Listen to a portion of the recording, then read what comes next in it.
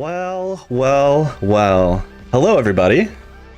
My name's Conception2. I'm excited to be joining y'all for No Glitches Allowed in a runner capacity as well as a host later on in the week. But today we're going to be running Bugsnax. So I hope you're all excited for it. We're going to be doing obviously the no major skips category because any percent is super broken. So we don't need to be talking about that today. But first, before we even get started, we did have a bid war up for the color of the Grumpus, which is our main character. So what is that going to be? Mr. Bow.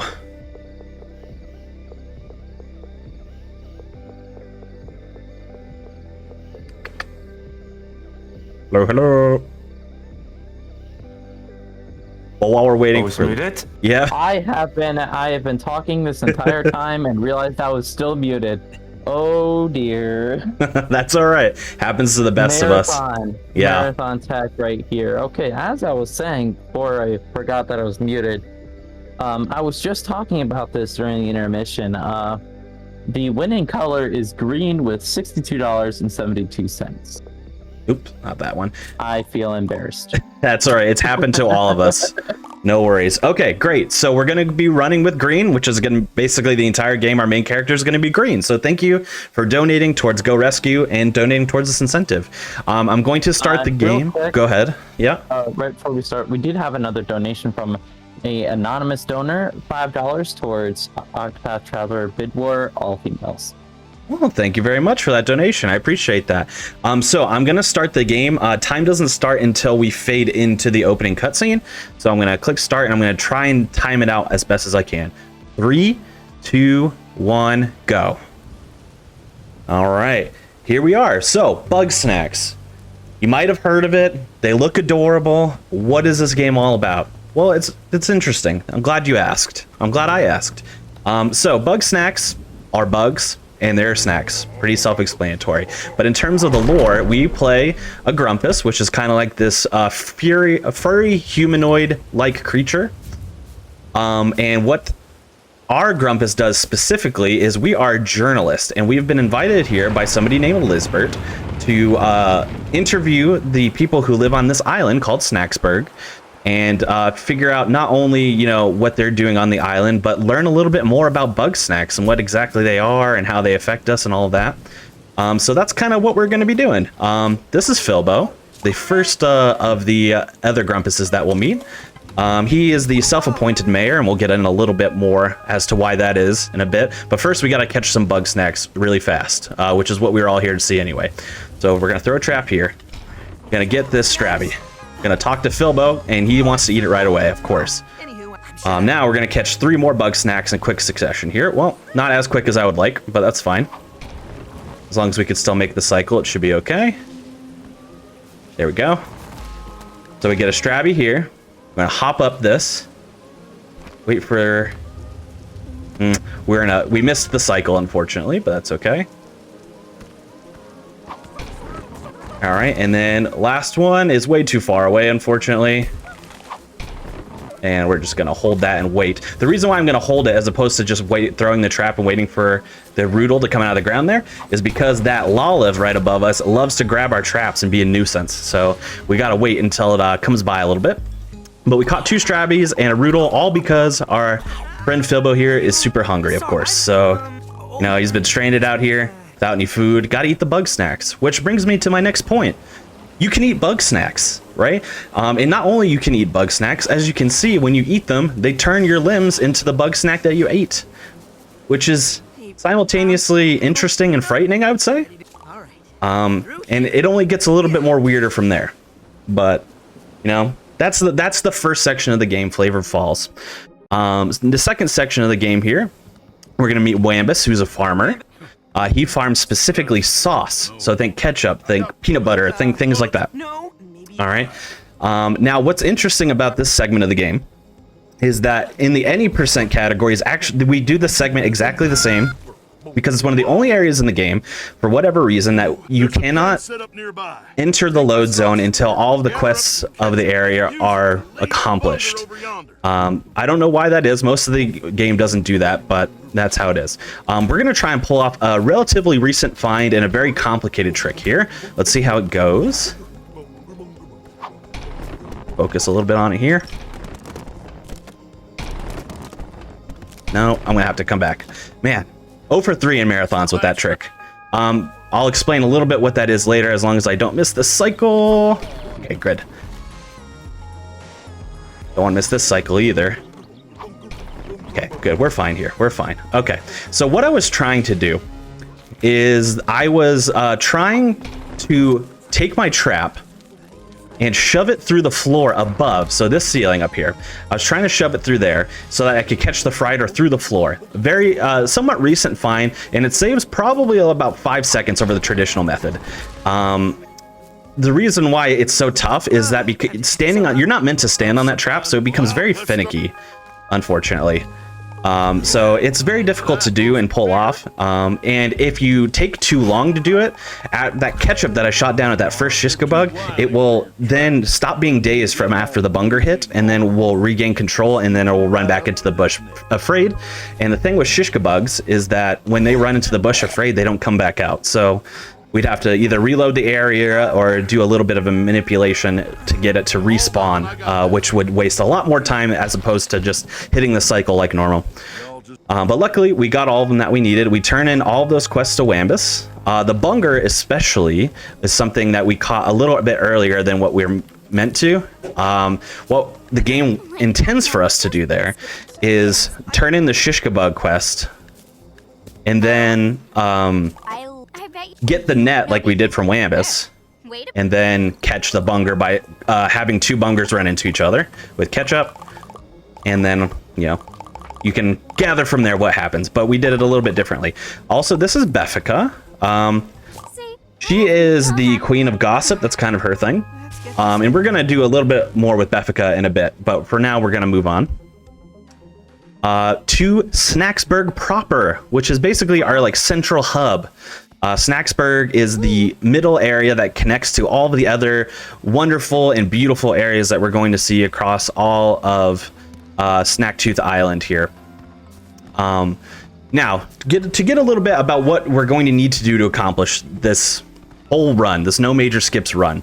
All right, what we need to do is that all of the Grumpuses have left Snacksburg, and the reason why they have is because Lizbert was kind of like their leader. She was the glue. She held everything together, and Lizbert has disappeared for some reason.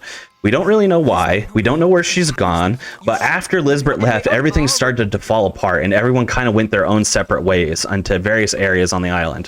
What Filbo wants us to do, and you know, besides like just trying to find Lizbert, is in the meantime, we're going to try and convince everybody to come back to Snacksburg. And we do that by accomplishing all of their various quests and requirements. So the first one we're going to do is Beffica here, because she's the closest.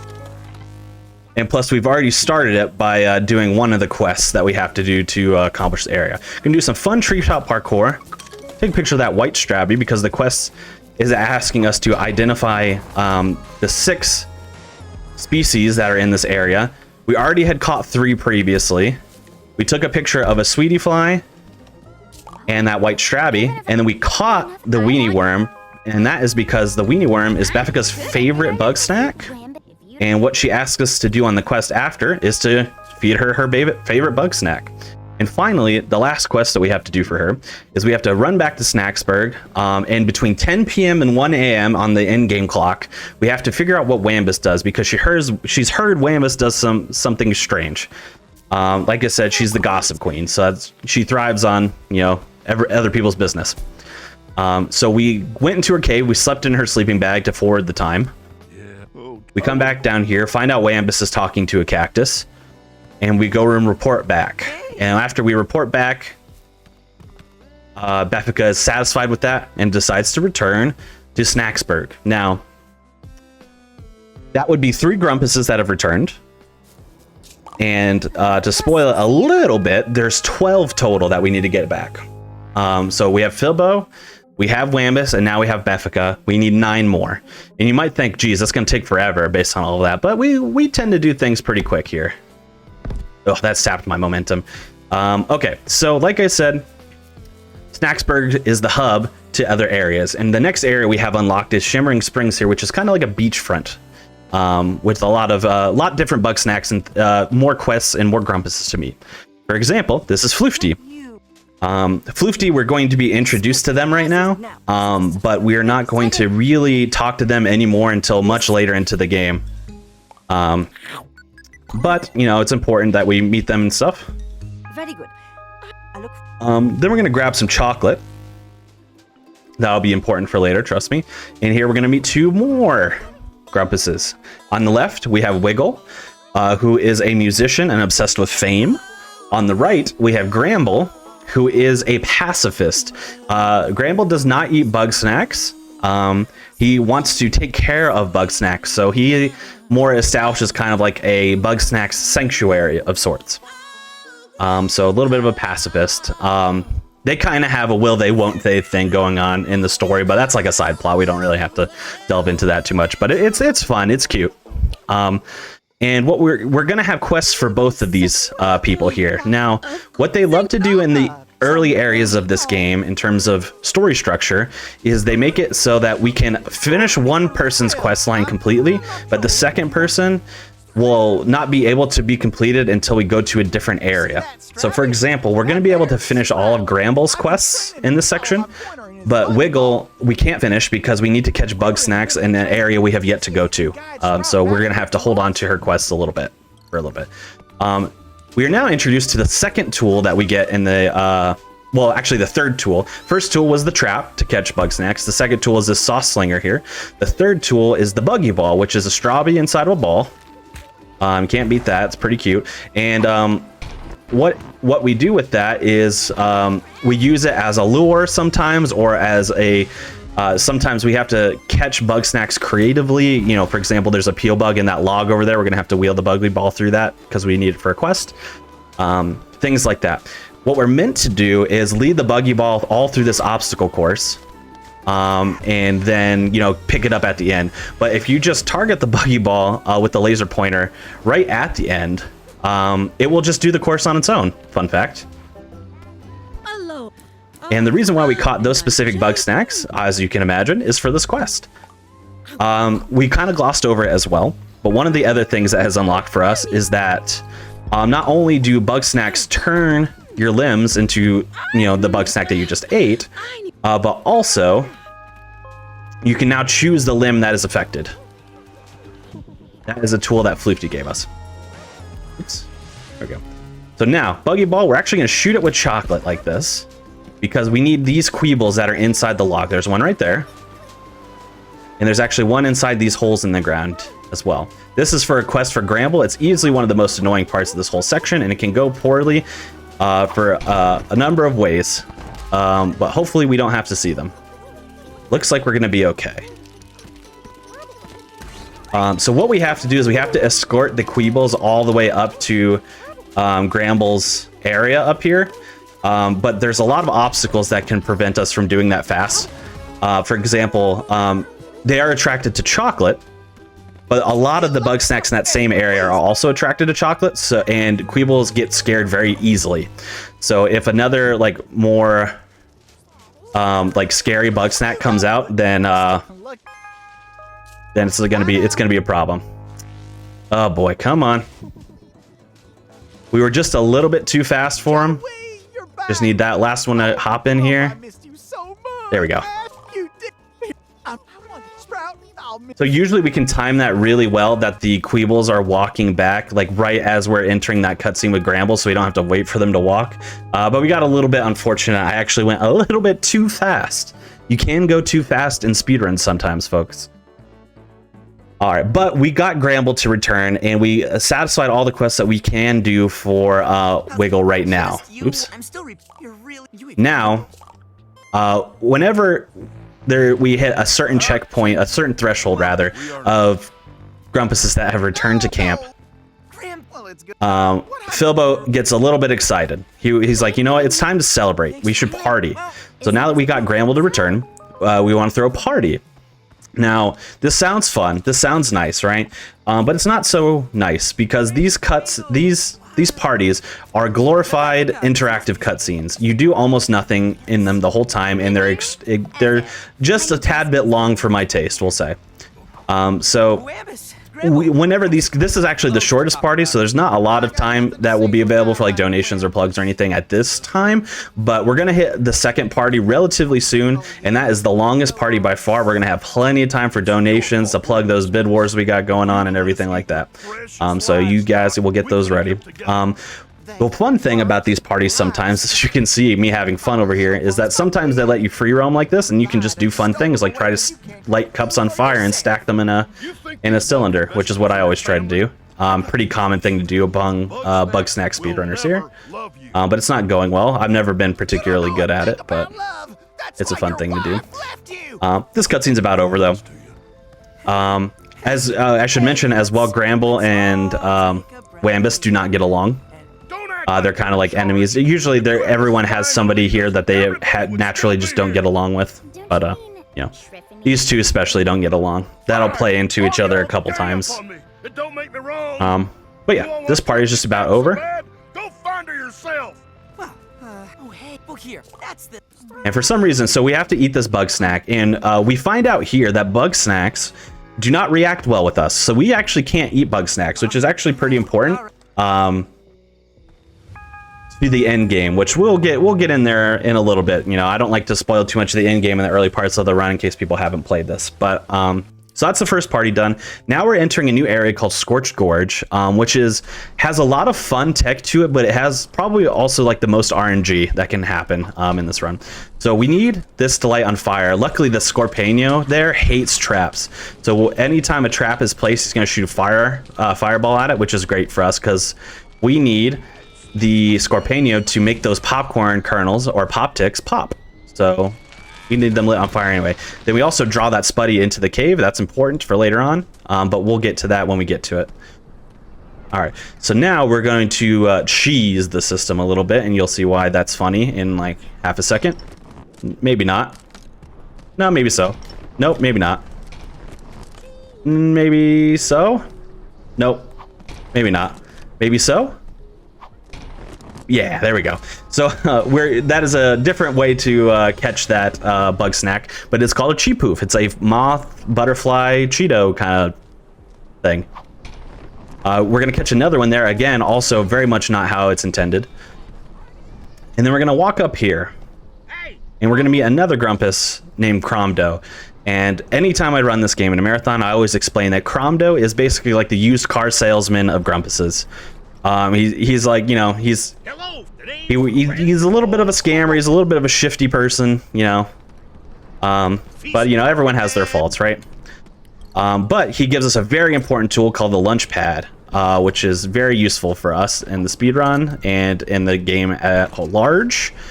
First, we got to, in order to get it from him, we still have to complete his tasks here. Just basically like a tutorial on how to use the lunch pad. Then we get to use it for fun things like capturing bug snacks that are too far away from us.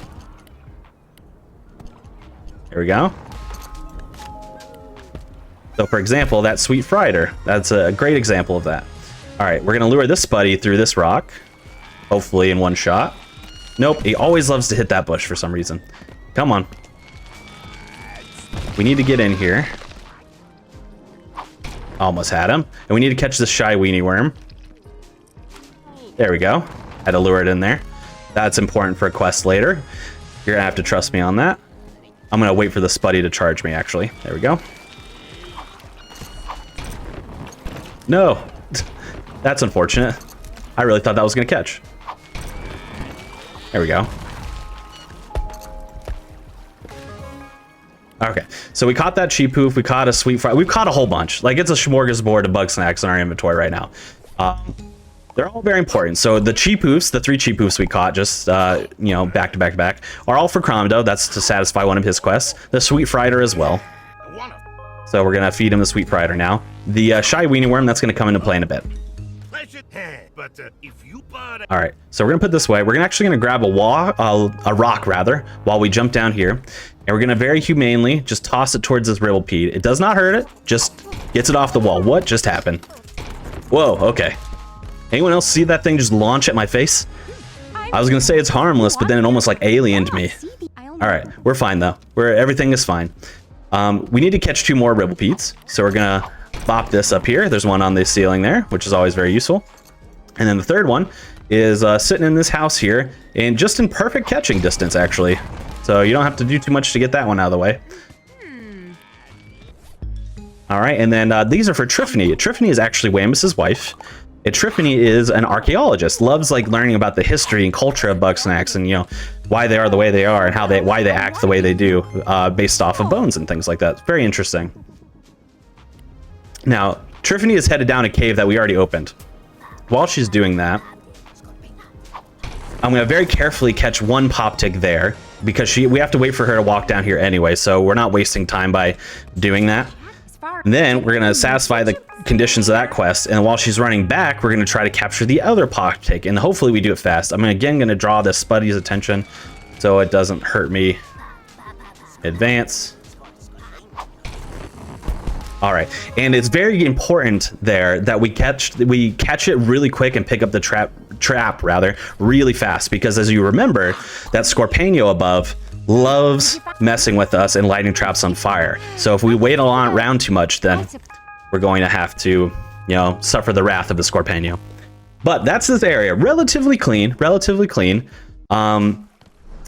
the only way that could be ever so slightly faster would be if there's actually a faster Ribblepede that we can catch other than the 3 we just caught. But I chose not to do it this time around because it's faster to catch it, but it's slower if you mess it up. So I just decided to go with the safer, more consistent one. But other than that, I'm pretty satisfied with how that went. And so we got Triffany to return from Scorch Gorge. And if you're keeping track, we got Pop Ticks, which is the last thing we need for Wiggle here. We're going to turn those into her. And then now Wiggle will return as well.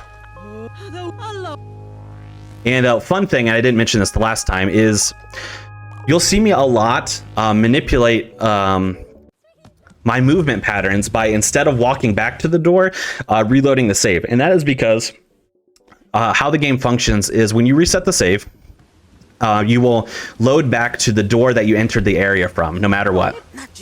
And also, what we tend to do is we will wait for, you know, the top right corner icon to pop up to tell us that we have just hit our autosave, and then we'll reload it as soon as we see that, so that we complete the requirement, and then we're also immediately next to the door that we're going to be at. But for now, we are at party number 2, which is called Ghost Stories. And, you know, they sit around a campfire, literally telling stories that, you know, kind of scare each other. One thing I want to point out, I'm just going to look at the scenery. You know, it's a nice, beautiful night. You know, it's really nice. You know, nothing to see, nothing to look at. What is that? All right, it's gone. But everything else is fine.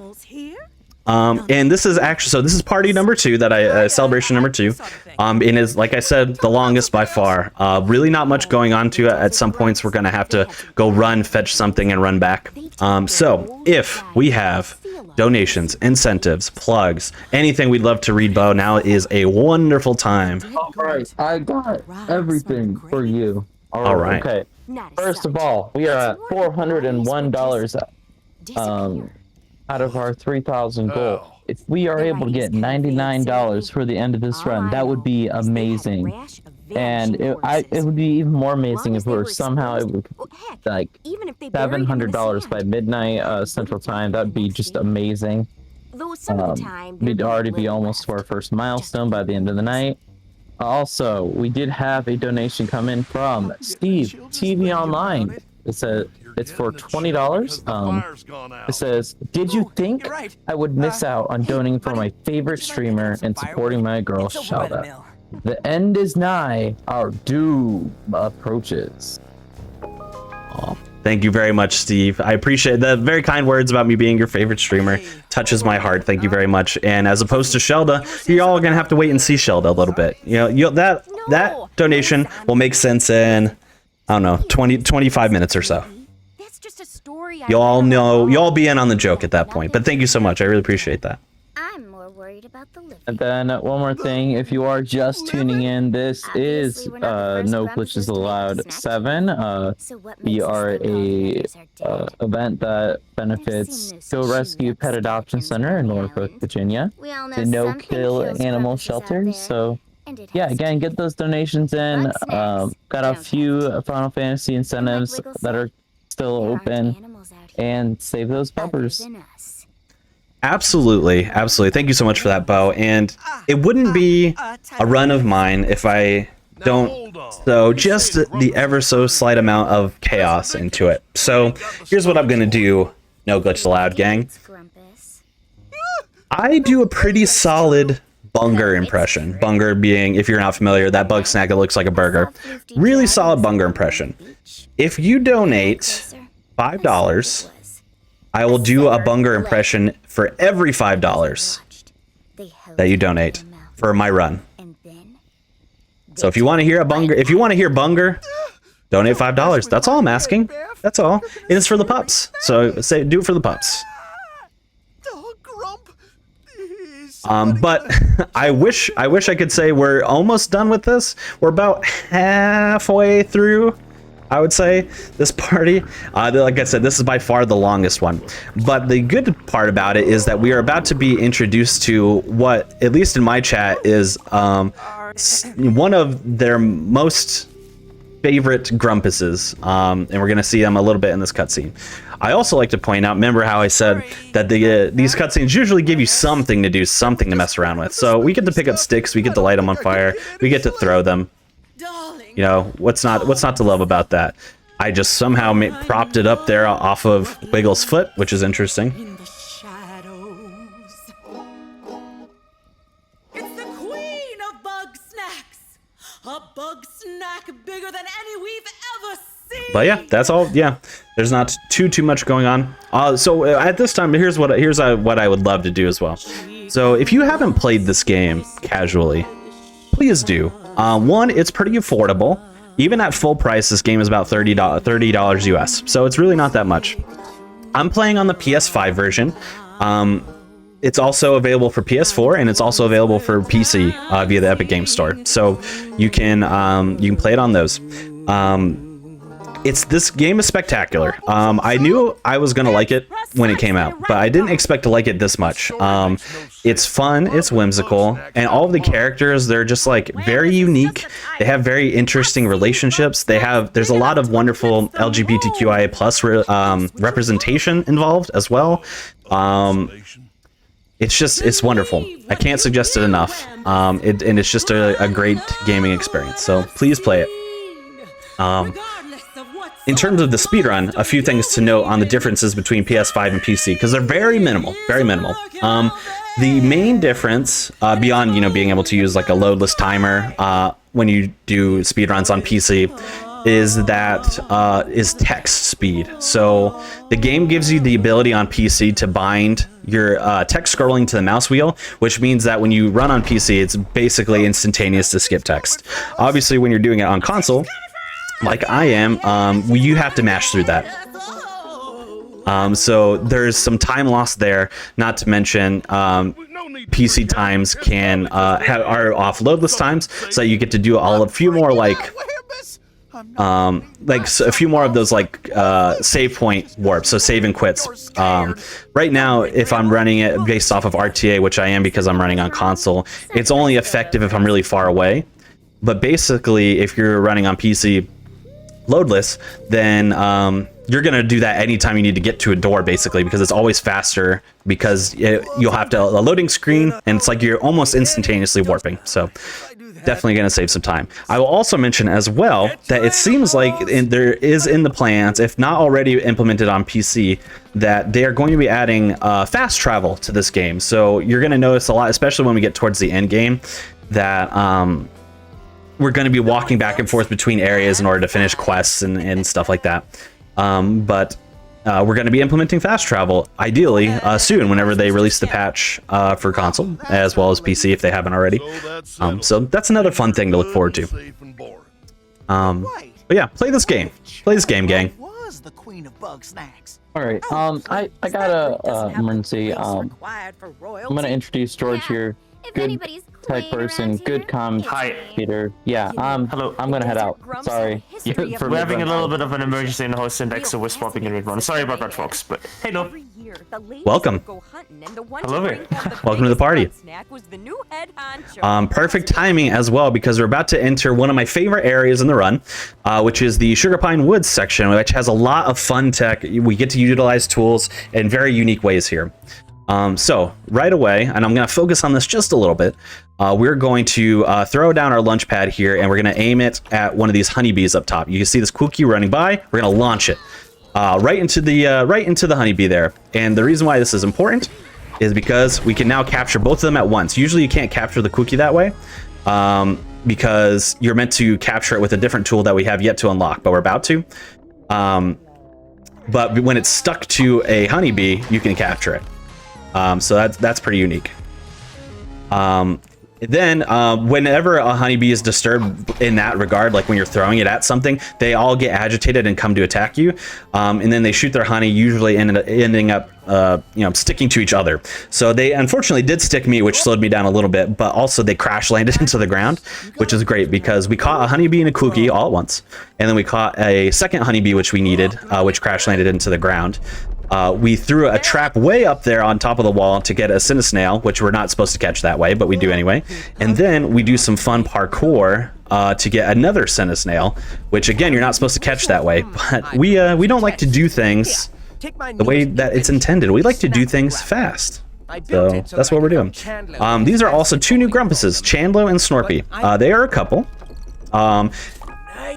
Chandlo is kind of your himbo, for lack of a better term. He's a very nice and kind person, and he's a jock. He goes with Snorpy, who is a engineer of sorts, but also like a little bit paranoid. So they play off of each other really well. One quest that we have to do for Chandlo here is we have to return his basketballs using this brand new tool we just got called the Snack Grappler. And then we also need to catch one more snail anyway. So while that's launching, I'm actually gonna do a new catch while he's talking. Saves me a little bit of time. And then he's gonna want us to feed him one of these snails. You might be wondering, why did we get 3? But you'll see why in a second. He's gonna go off on his own there and start jumping up rocks and stuff. We're gonna take a diverted path. Because we need to grab another tool anyway for a quest for Snorpy later on, which is at the top of this tower. So we're going to run up here, hopefully get my snack grappler through the machine, Jeez, this hasn't given me problems in a while. Come on. There we go. Grab it through the fence there, and then jump down.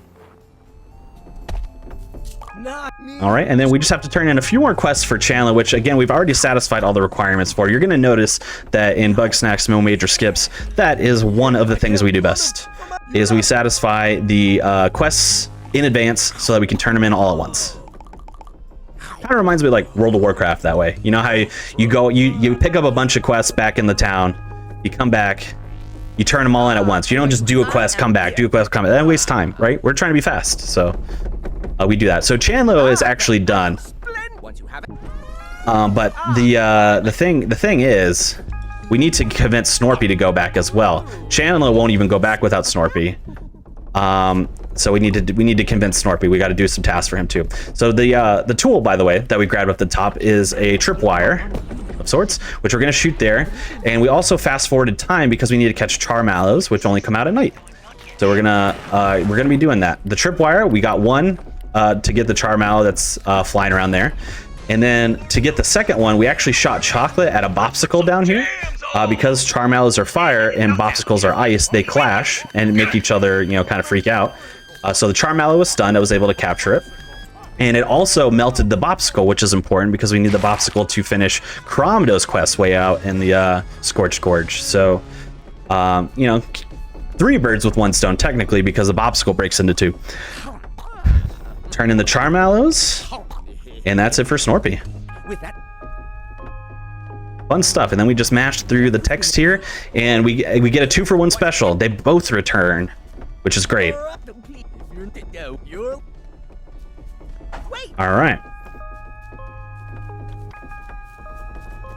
So, oops, fell off the thing there. It's actually ever so slight. I timed it out the other day. It's ever so slightly by like 1 second or even maybe a fraction of a second to actually just walk back here instead of doing that autosave manipulation thing I was doing before.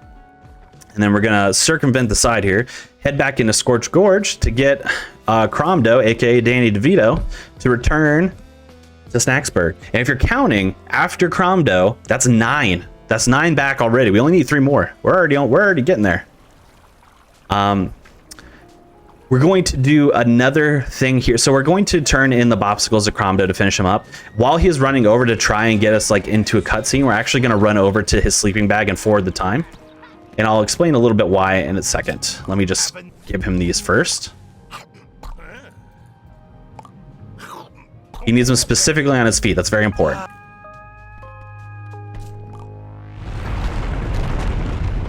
Okay, cool. Got it timing wise. It's very tight timing.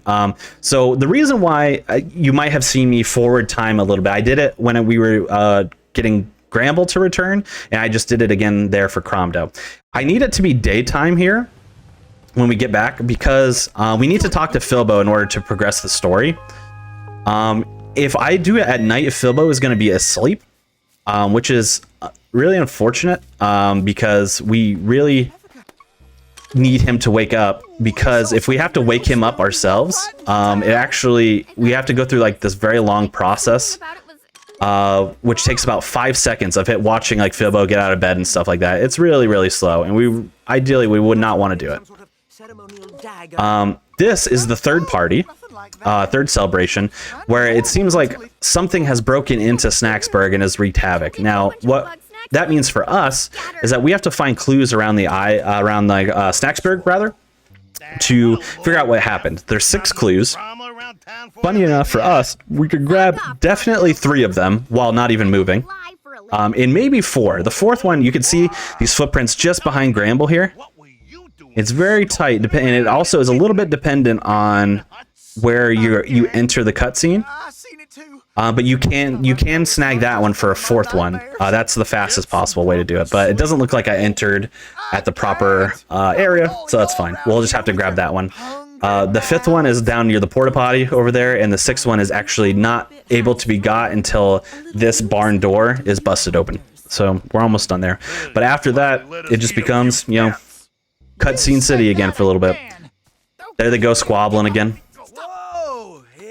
But yeah, so we'll very quickly grab that. You can also see here the sauces that we get. There's a new sauce basically in every area that we get, and whenever we enter that new area, the sauce gets added to Wambus's potential offerings from his farm. So right now we have the chocolate, the ketchup, and then that's actually hot sauce, which we haven't used yet, but we have unlocked. All right, so that's 4. Get out of my way. 5, 6. And we just turn that into Filbo. And then it is Cutscene City. So, George, did we happen to get any donations in? Or maybe we want to talk about some incentives, some bid wars, or anything. What do you got for me? Oh, absolutely. So before we start, I just want to say we don't have any donations right now, but if you do want to donate, if you do want to help support the poppers in the Norfolk VA area, you can always hit that donation link. Is displayed. It's very simple nowadays that we have a domain. It's just donate.nolegisaload.org. Very simple to type in. But yeah, that leads you to our Tiltify campaign page, and there you can support Go Rescue, which is a no-kill dog shelter, as I said, in Norfolk VA. And they have saved over 1,800 dogs to date with no signs of slowing down. So, and because it's just one shelter, all your money is going straight into animal rescue. So it's one of the best charities we could help to, save money for. And we're also a 501c3 non-profit, which means your donations are tax deductible. So check with your employer. They might even match your donations. So if you donate like $10, your employer might match 10. Who knows? If we still have time, I can talk about incentives too. Yeah, we got. Let me see. Yeah, we got like a minute. That's all right. So I do want to point out that the bid war to name Squall for Final Fantasy 8, I think I'm really bad at Roman numerals. the next game is tied currently. It's tied at $10 between Doggo and Emogit. So if you wanna break that tie, all you need is just a tiny donation. So yeah. And aside from that, we also still have the incentive to play the Odin Gilgamesh recruition cutscene for the Final Fantasy VIII as well. And that is currently has no donations yet, and we'll just need $50 for that. So I think we can raise that before that run happens. Yeah, I definitely think so. So what I'm hearing is that a lot of these incentives, these bid wars, are really anybody's game. Anyone could snag it with a relatively small donation. And if you recall, chat, that I introduced a little chaos into this run by saying if you donate $5, I will do my best Bunger impression on stream. Not only would you get to hear me do a Bunger impression, you might be able to snag a bid war as well. So a 2-for-1 special, you can't get that anywhere else besides here at No Glitches Allowed 7. Get your donations in. She's not with Lizbert. We gotta find her. Beyond that, though, we are just about done. Like I said, we have 9 Grumpuses here returned out of the 12. We need 3 more. We're about to enter into some brand new areas. Now, what's unique about these is you can kind of imagine it's like a 4-spoke hub here based off of Snacksburg. So we don't have, there's no other areas that we can access just like straight from Snacksburg. So what we're going to have to do is enter an area we've already been into, and then there are areas past beyond these areas that we have yet to see. So we're going to enter Scorch Gorge, but we're actually going to walk all the way through Scorch Gorge into another area called Sizzling Sands, which is even more deserty. So you get to see that a little bit as well. And I will be candid in saying that this is probably my least favorite part of the run, because this is the most RNG heavy portion. So let's see how it goes. What we're gonna be doing everything to get Shelda to return now. Remember Steve's donation from earlier, and she has a lot of like weirdly specific requirements that need a lot from us. First off, we need to break out 2 Picantuses. We need to break them. Great. So we're gonna do that by launching them into the river, at least hopefully. And that is because they're on fire, so they break apart when when they're not on fire. We also need to break 2 eggs. So hopefully that one's broken. Yep. Good. That went fine. But this one we can't launch with 1 launch pad. We need both. We need to do 2 launches. So there we go. All right, we're gonna grab some extra hot sauce there. That'll be important. And then we need to break another egg. So we're gonna throw this over here. Sometimes I can break it just by throwing it on a rock. Sometimes that doesn't happen. And then sometimes we get stuck here. So actually, I'm going to see if I can lure our friend into breaking this for me. Well, it seems that way. There we go. I think that'll be fine. We might have a little bit of a problem. That egg might not get broken. We'll see. It's a little bit up in the air. The other thing we have to do, which is by far the most annoying, is that we have to lure this black raspy through a maze, but these enchiritos love to give us a huge problem here. So we have to make sure that the enchiritos stay incapacitated while we lure our black raspy friend through the maze. And it's actually really incredibly tight timing, so it looks like I did okay. But also it's very easy to spook the raspy as well. Yeah, it looks like I did actually. All right, there we go. All right, and then we're gonna lead it back through, hopefully without issue.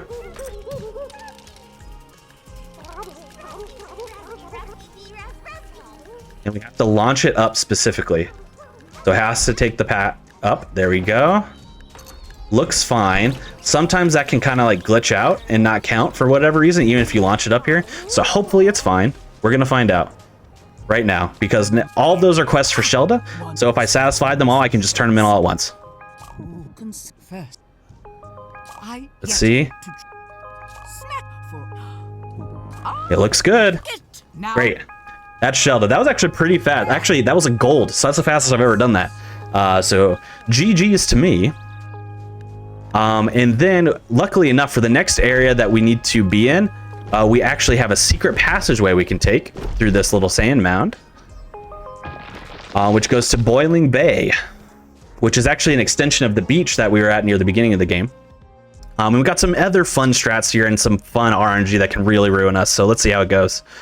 So we're gonna hop over here. We're gonna switch to some cheese sauce. All right, we need to attract this noodler specifically. Nope, there we go. Might have to switch to another sauce. Yeah, it looks like it. Luckily, it likes hot sauce and cheese. And that is because we need that noodler extinguished in order to capture it, which we have to capture it for a particular quest. So that's one thing we got. Now we need to get this red banopper that's flying between trees here, which we're going to attempt to capture like this. And then we also have to get a Kokomite, which is actually straight up in this coconut. So we're going to light that on fire. And we're going to hope that this lands okay.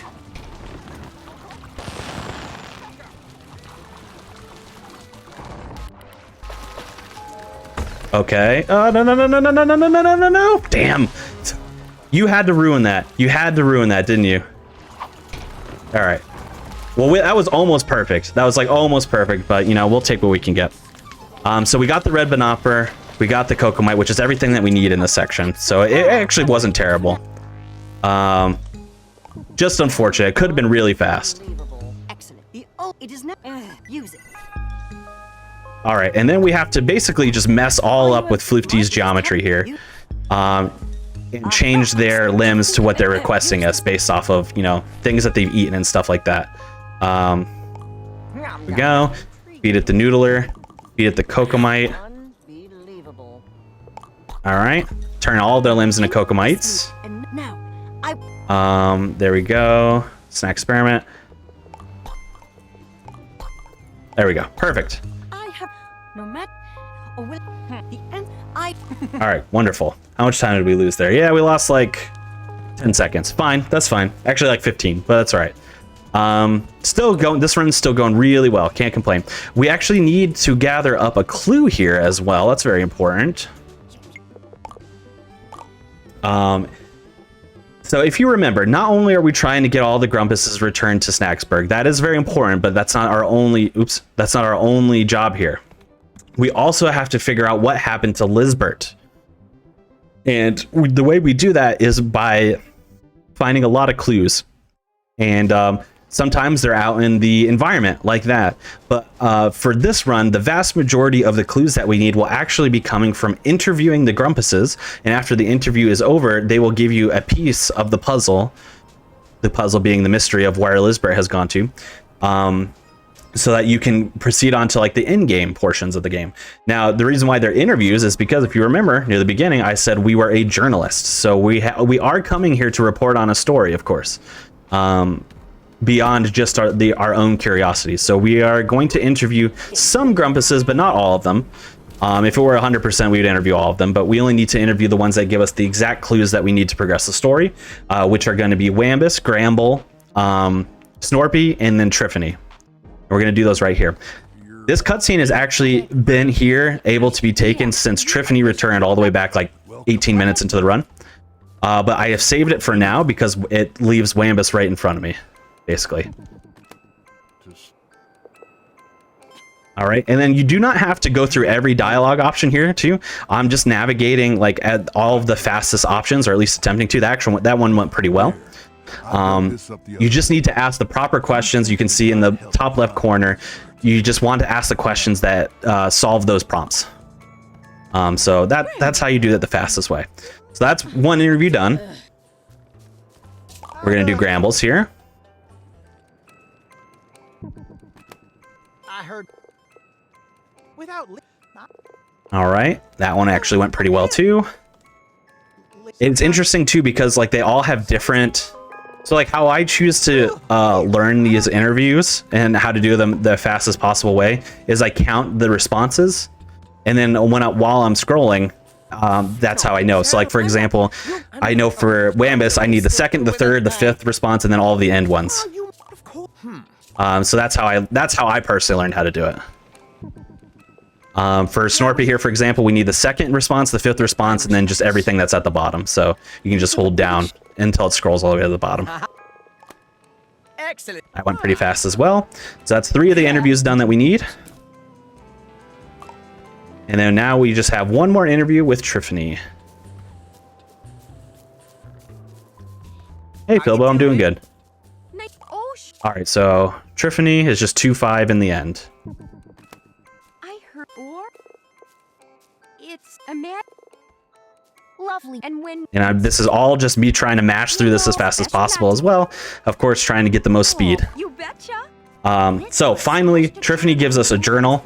It's locked, but luckily, I believe it was Gramble who gave us the key. Which was handy. So we got all of the clues that we need to get over to the end game. But like I said, we still have one person we need to get to return. So we're not out of the woods yet, except we're naturally in the woods. That's a perfect segue. I'm proud of that one. But we have one more area to go to, which is what I was trying to say, which is Frosted Peak, which is just beyond the woods here. I'm not This is basically this is the last like public area, for lack of a better term. You know, Bugsnax. You know, where you can catch Bugsnax and stuff like that. So we're gonna get some peanut butter. That's gonna be important. We're gonna get the attention of this Mount Sodi. We need this Bugsnax, but we need it to come close to us first. Sorry for the frame rate drop there. That's literally out of our control. So we got Mount Sodi, and then here's the final Grumpus, which is Eggabell. Eggabell is actually Lizberd's partner, so she naturally has a higher stake in trying to find Lizberd than most, as they're in love. So she's out here following the clues and doing everything that's needed. She is walking over to a mysterious door, which we need to go to as well, but we need other Bugsnax first, and she takes a long time to walk. So while she's walking, we're gonna catch 2 Bugsnax, the Chippy there, and then there is a Flutter Jam, which is a flying peanut butter and jelly sandwich, which we're gonna shoot down with peanut butter naturally. And then you can see she's walking in the distance there, and we still beat her by a large margin. So look at us go. We got a moment? Yeah, we got a moment here. Right, because we have 2 donations if you've got time for Oh, I've got time. Oh, so we've got a $5 donation from Kemper, with a 4 for the A, saying, I heard there were impressions to be given. Put this towards Final Fantasy VIII Doggo name. And yeah, I think you said something about $5 donations, didn't you? I sure did. You have earned 1 solid Bunger impression. And here it comes. Bunger? Bunger, bunger, bunger. That's perfect. Yeah. I told you, I do it pretty good. It's worth your money. It's worth your money. And if you got another one, we have time. Absolutely. We have a $14 anonymous donation, just putting it for the Squall name, and they want their donation to go for that name to be Squatch. So we now have both of these incentives untied. So currently, Squall is now winning because that just actually no. Sorry. Doggo is winning by $1. Just want to point that out, $1, because Doggo had $10 already, so that's now sitting at 15, and Squatch will be at $14. So very close bid war right there. And I do want to also point out that puts us at $420. So nice. The funny number. Yes, I appreciate your donations. I'm gonna give a few extra bungers for that anonymous $14 donation. So here we go. Bunger, bunger, bunger, bunger, bunger. Soft little Eggabell you knew is So thank you for those donations. $1 away on that bid war. It's literally anybody's game. So get those donations in. Yes, let me explain a few things that happened during that as well. Just a couple minor things. One, we were waiting for Eggabell to come back down. The reason why we needed to catch those 3 Bugsnax specifically is because there are 6 totems that line the side of this giant door here. You need to fill them with the proper Bugsnax. Each one has its own like specific Bugsnax in order to progress with unlocking the door, which is where we think Lizbert might be. Eggabell says, fine, you take half, I'll take the other half. So we do 3, and we do the 3 fastest to catch, which are the Mount Sodi, the Flutter Jam, and the cookie. ready. And we just turn those in really quick. And then all that happens there is that she says, all right, we need Filbo's help to open the door. Go get Filbo. I run back, I get Filbo, we come back here. So you didn't miss much. We actually got to talk through a nice portion there. Unfortunately for us, though, despite having the clues, despite having the notes, despite having all the totems filled in, we still didn't unlock the door. Something happened there. We don't know what happened. So Eggabell's going to do some research, and in the meantime, that's 12, right? So Philbo's getting excited. Everyone's coming back. We got to throw our fourth and final celebration. We have to. So we're going to head back to Snacksburg, and we're going to get ready for the fourth and final celebration, which actually has the most fun mechanics at the top of it. We actually get to do some fun stuff here, but it's all front loaded. So we're going to do some action for like 30 seconds, and then we get like 5 minutes of cutscene. So we'll get into that in just a moment here. What we need to do for this fourth and final party is we need to get everybody to dance. Everyone needs to dance around the fire when it turns into night after we talk to Philbo here. Fun fact as well, this is also like the point of no return, so if you're playing this casually, like this is basically where the end game starts. So we're going to do a lot of things here. First, we're going to change the radio to a specific station. Then we're going to come over here. We're going to grab this cup. We're going to throw it over here. This all looks very strange, but trust me, it's fine. And then we're going to hold a cup there. Hopefully it hits that orb. It did. Great. And the reason why we did all that stuff right at the top is because everyone has specific things they need in order to start dancing. For example, Shelda here on the right, she will not dance until you break that orb over her head, and I don't know why. So we grab a cup. We have it... Ooh, geez, that was... Wow, that's the fastest I've ever done that. Okay. Interesting. I skipped a dialogue. I didn't know that I could do that. All right, anyway, that's awesome. So for some reason, she cracks the orb, she goes and dances. Philbo will go dance no matter what, he's fine. Beffica will only dance if there's a certain song on, which is why we turn the radio.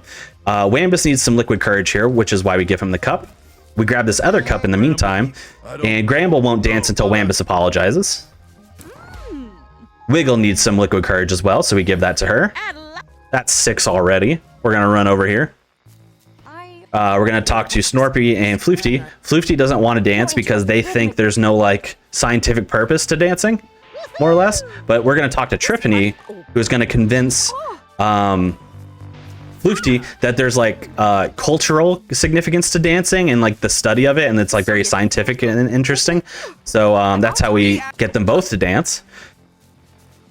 Promdo just wants you to take his drinks so that he can... He just wants you to buy his drinks, basically. He's selling up basically a lemonade stand.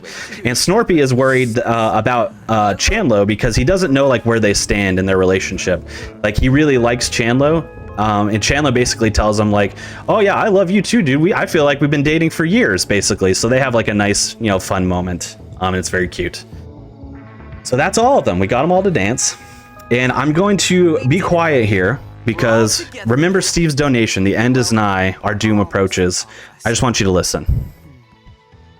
You know what? Knowing Egabella's out there gives me hope that Lizbert is out there too. I mean, none of this would After be Philbo possible talks. without you, buddy. I know you have to go back for your job eventually, but I'd sure miss you if you left. And well, you still need to interview Lizbert, right? So our end is nigh. There it is. That's one line. Our end is nigh. I didn't really talk a little bit about Shelda's personality, but she's kind of like a mystic / faux prophet kind of deal. That's kind of like her personality. And Floofty is an experimental scientist. So Floofty, for example, ate a Strabby that we gave them at the very beginning, then cut off their own leg, sorry, and ate it to see like what would happen. Nothing happened, obviously. But yeah, so experimental scientist.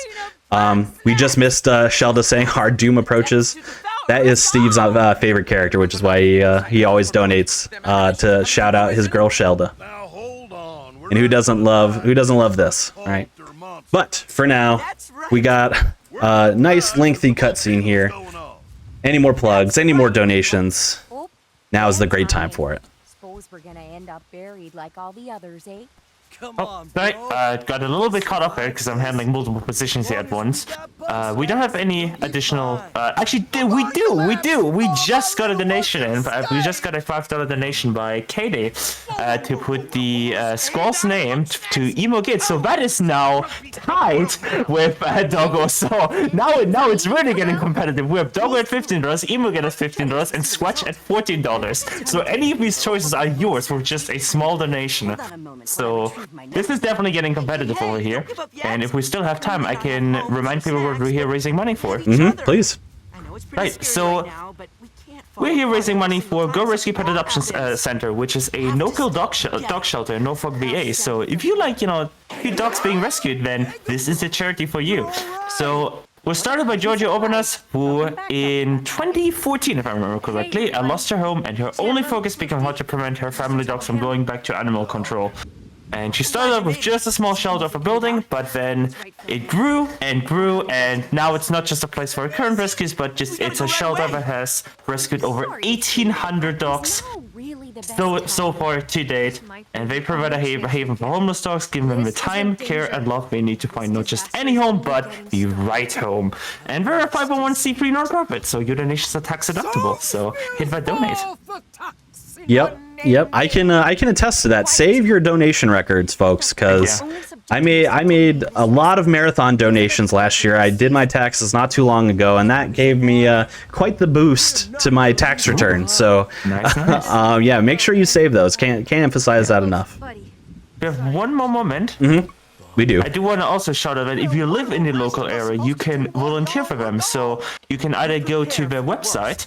You can either go to gorescuedogs.com/volunteer and fill out the volunteer form, or if you'd like to adopt one of these, cute little doggies for yourself, you can go to the website gorescuedogs.com/adoptabledogs, or you can call 757-432-9222 and just get an appointment if you live in the local Norfolk, VA area.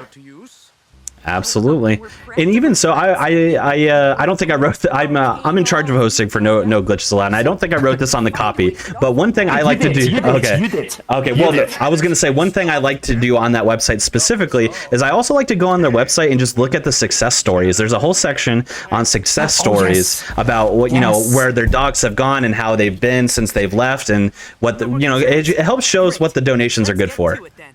So link that in chat. Yeah, go ahead and check that out. It's one of my favorite things to look at on the website as well. Same. Yeah. We are finally done with extended parties, by the way. So we will have some a little bit lengthier sections as well, but no long cutscenes like that anymore, which is great. We are now finally ready to open up the mysterious door and see what lies within the mountain. Spooky. Will Lisbeth be there? We'll see. I will say at this point, since this is a relatively new game, came out in November of 2020, if you don't want to be spoiled, you might want to, avert your attention elsewhere. Maybe go on the donation page, look at those success stories, things like that. But you will get to, you will get a little bit spoiled as to what's happening here going forward. But let me check your vitals.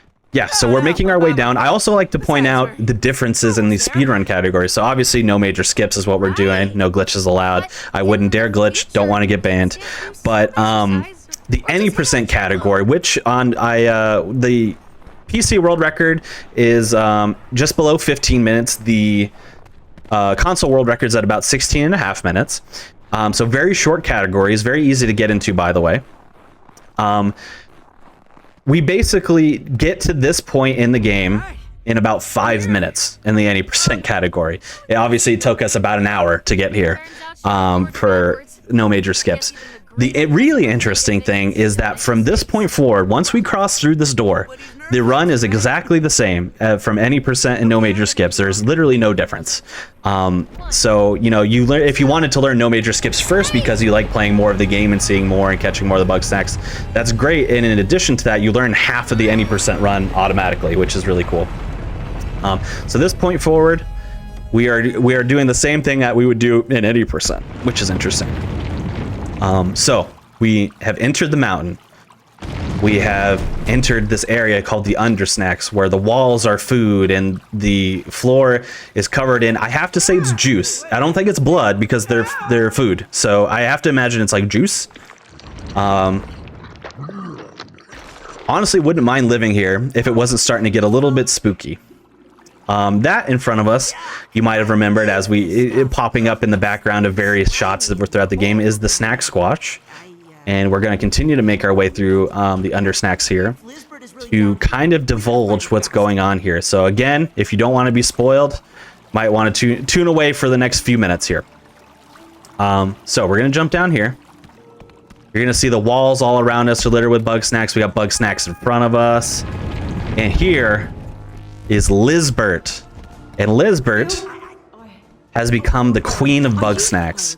And this is where the game gets really interesting, because the entirety of this game has been very cute, very scenic, very, you know, colorful and lighthearted. But this is where the game takes a little bit of a darker turn. Not scary, it's not scary at all, but it's a darker turn. We find out through Lizbert's conversation here, because we are journalists, we do still have to interview, we have a job to do here. We find out through this conversation with Lizbert that the Bugsnax are not nearly as innocent as we once believed them to be. They're actually parasitic. So whenever you eat Bugsnax, they enter your system. If you eat too many of the Bugsnax, they're able to completely take over your body. And you basically become like a giant walking Bugsnax. Now, Lizbert, though she looks relatively terrifying right now, what she has done is actually sacrificed herself to maintain control over the Bugsnax so that they don't take over the entire island and eat all of her friends. She, however, has been losing power gradually ever since this happened, and she has officially lost control.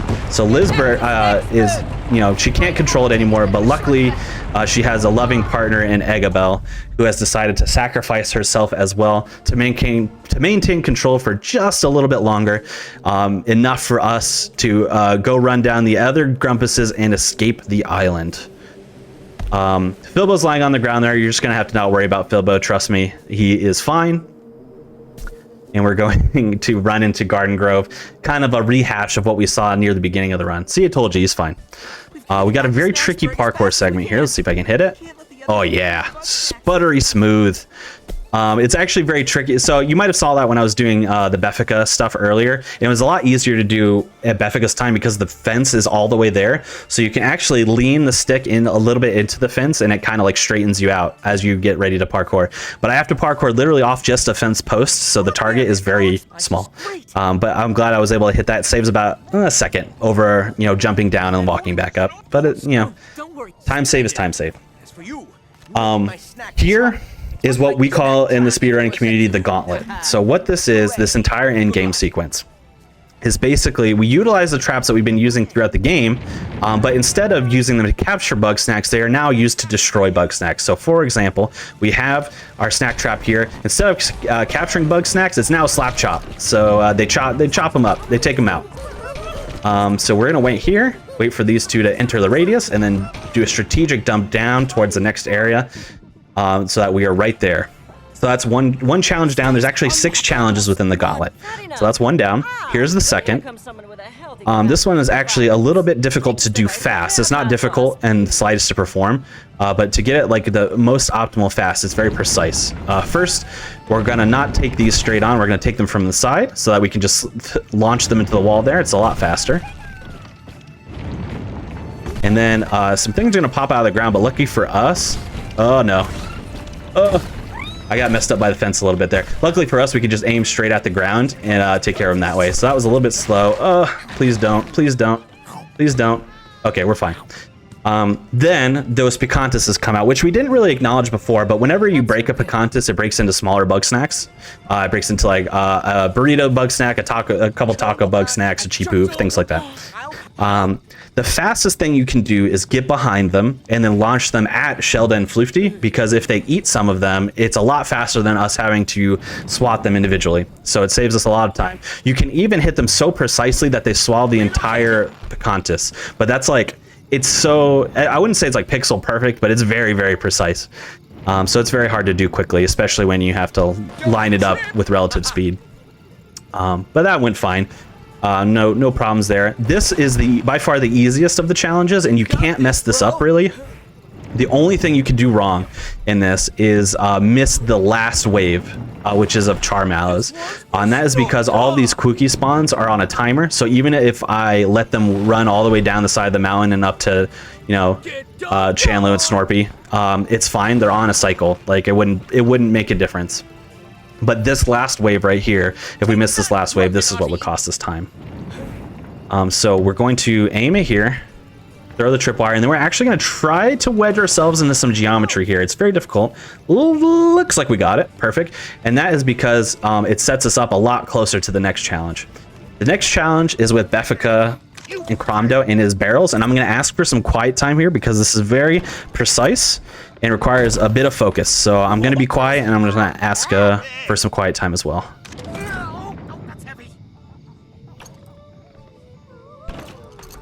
Okay.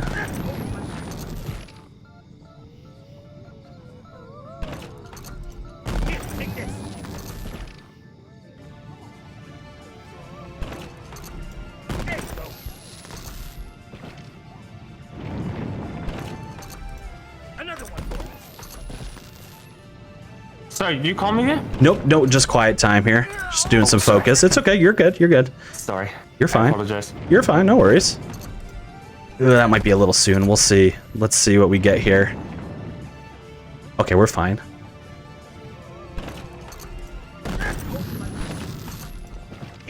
Yep, I think we're gonna do it, gang. Come on. Oh, yeah. Perfect. That was a perfect barrel segment. So let me explain a little bit about what I just did. So obviously, very self-explanatory. You need to shoot the barrels at the Bugsnax. Pretty self-explanatory. You can it's actually not hard to do casually. You can just aim the barrels at the Bugsnax directly, so you don't need to do it the way I did it. But the reason why I did it the way I did is because I time it very specifically so that when the barrel lands, it hits every Bugsnax that's in the wave all at once, which obviously saves us a lot of time. The exception being the last wave, which has 5 Bugsnax you can't kill all at once, so you have to do it 2 shots. But basically, the reason why it's precise is because you're not aiming at the Bugsnax, you're aiming at a location, and you're timing it out properly so that the Bugsnax are as close to each other as possible. So it's very difficult to do. It requires a lot of practice to do accurately. And I'm glad I was able to do that pretty much perfectly. Honestly, went really well. Nope, get out of there. Okay. This one is self-explanatory as well. We have the buggy ball, but it has spikes on it now, so we just are running over the Bugsnax as they appear. The spawn locations are the same every time, so I know exactly where they're going to spawn. You know, it's not a surprise to us. We actually originally thought for this one it might be faster to let them walk all the way up and then let them take Wiggle and Gramble, because you know, it might just be faster, but it actually ends up being significantly slower to wait for them to crawl their way up. But if you're counting, that is 5 out of the 6 gauntlet challenges down. We only have this last one here, which is with Wambus and Triffany. We get to shoot some special sauce, which is a sauce we don't have in the regular game. But what the special sauce does, as opposed to just not only attracting Bugsnax, but whenever they charge for it, when they run into each other, they explode. As opposed to just, you know, running over to eat it, I guess. So, for example, just like that. Same thing here as well. The spawns are the same every time, so I know exactly where to throw the sauce to get the most optimal patterns. We can get a little glitched here, so hopefully we don't. Oh, no, we're good. We're good. We're good. All right. Like I said, they're all consistent. And it's not a real run unless you shoot Wambus in the face with some sauce. No! Got him. Okay. All the real runners shoot Wambus with the sauce at the end. All right. And that is the end of the gauntlet, and really the end of any technical portion of this run. We're not done with the run yet, but we are coming up on time relatively soon. Within the next, I would say, maybe minute or so. Minute and a half. Minute and change. One thing I will say as well that you should play this game casually is because there are some legendary Bugsnax encounters. You actually get a little sneak peek at 2 of them here. There's 4 in the game. Pretty fun stuff, so I suggest you play this game. And then that is Lisbeth and Eggabell making the final sacrifice for us to get off of this island safely. Now, it is worth noting that it's very difficult, but during that segment, if you failed all of the challenges, the Grumpuses can be taken over by the Bugsnax and then die or be lost to the island, as it were. So it's you can kind of have like a good ending versus a bad ending situation, though it doesn't affect like the storyline at all necessarily. It would just affect who is on this beach coming up here left. But and in a weird twist, because usually I feel like the bad ending is faster in speedruns, the good ending is significantly faster in this game. So. Buddy. All right. We just have a little bit of text mashing here. After this, we're going to want to get ready on time. We're going to run up here, and it's going to go over into a cutscene, and then we're going to mash through that, and time will be coming up. So get ready on that clock. Don't worry. And I could time. All right, that was Bugsnax, the no major skipped category. I really appreciate everyone coming by, hanging out with me during this run. It means a lot. It means a lot to get your donations in as well. I'm glad we got to do some bungers for the chat, so thank you so much. Just a couple quick shout outs. One, if you're interested in speedrunning this game, if you like what you saw or you want to check out the any percent category, which is a lot faster, the speedrunning scene is wonderful for this game, and it's very easy to get into. It's a low barrier of entry. So come on by speedrun.com/Bugsnax. You can link to our Discord from there. You can check out our forum, check out some runs, some guides, and things like that. Come on by the Discord, like I mentioned. We're a very friendly group. We're more than willing to answer questions for you, be it PC, be it console, whatever you want to run on.